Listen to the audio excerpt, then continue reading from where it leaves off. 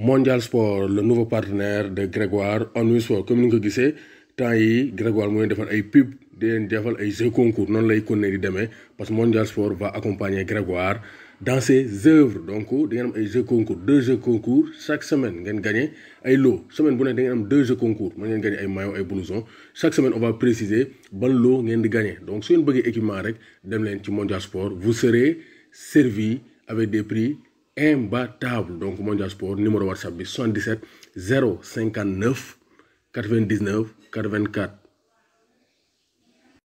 Bonsoir à tous et à tous, bonsoir à tous les suiveurs et à tous les inconditionnels de Grégoire Omni Sport. Allez boo gis am na retour et Liverpool ne dira pas le contraire. Donc Liverpool ndoxum City bi daw ko door ba mu tëdd donc Pep Guardiola a pris sa revanche sur Jürgen Klopp donc battu à l'aller 3-0. Pep Guardiola a pris sa revanche sur le champion Liverpool. Donc, et les images sont parlantes. Donc, l'illustration est parfaite. Comme nous Omar Nakho dit, l'illustration est parfaite.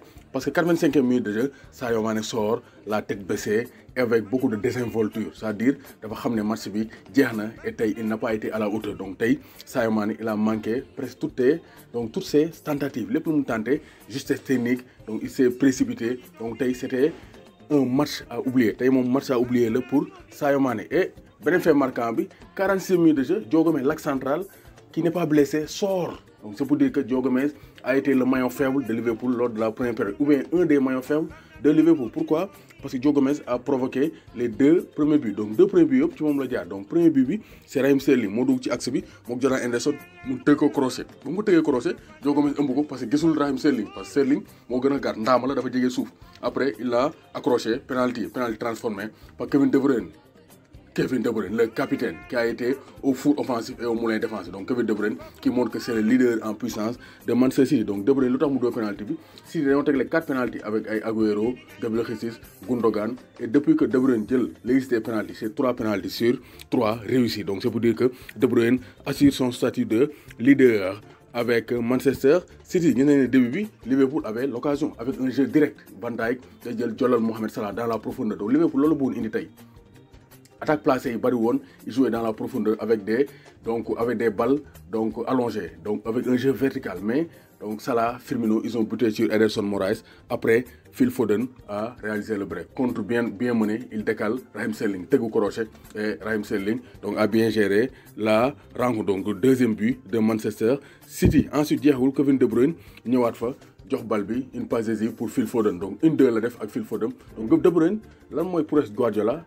Gabriel Jesus moo démarré en tant que neuf mais De Bruyne moo doon joué point de fixation donc Guardiola ndaanaan la vraiment tey il a été exceptionnel du point de vue tactique. Après Phil Foden dugal du pied droit lui aussi 24e match ñu aligné ko 0 défaite moom quand il joue City ne perd pas jeexagul.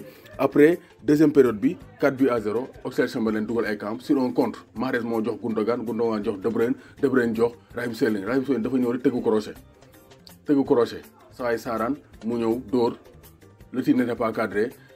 Oxlade-Chamberlain ñoo dugal ay camp donc soirée match moom bu doxul rek du dox gars yi ay dugal seen i camp penalty des actions ratées donc c'est pour dire que c'était une soirée cauchemardesque match bi nag relâchement la wala City dafa mën Liverpool tey une chose est sûre relâchement mën nañ ko wax les Reds avaient la tête ailleurs mais une chose est sûre tey Guardiola tactiquement il a dominé Jürgen Klopp parce que match aller bi Klopp dafa taxaw xaar Guardiola jouer avec contre-attaque jeu vertical mu gagné ko mais tey Guardiola dafa génn ba mu génnee il s'est exposé Guardiola dominé milieu terrain bi avec Rodrigo, Kevin De Bruyne et Gundogan et il a fait mal parce que Liverpool avait des espaces yu bari ay boulevard Charles de Gaulle lañ bàyyoon ci ginnaaw exploité de forte manière par Manchester City et le duo a été gagnant. Kevin De Bruyne et Raheem Sterling ils ont montré que sont les leaders de l'attaque des Sky Blues. Donc City donc est déchu. City ñàkk na championnat mais City s'est bien vengé aujourd'hui avec l'homme du match, c'est Kevin De Bruyne. Vraiment il a été exceptionnel, il a multiplié les gestes de classe avec des passes tranchantes vers l'avant. Donc De Bruyne c'est ça, il est simple et il est efficace et c'est pourquoi il est le leader et aujourd'hui le capitaine de Manchester City. Donc Sadio Mané et Liverpool tombent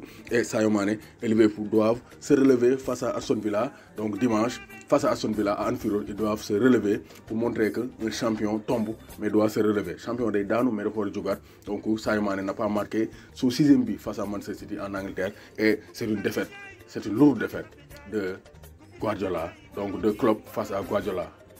Ndoxum City bi tey Sadio Mané à Liverpool fajuñu ko. Sadio Mané du courage, on est toujours derrière toi.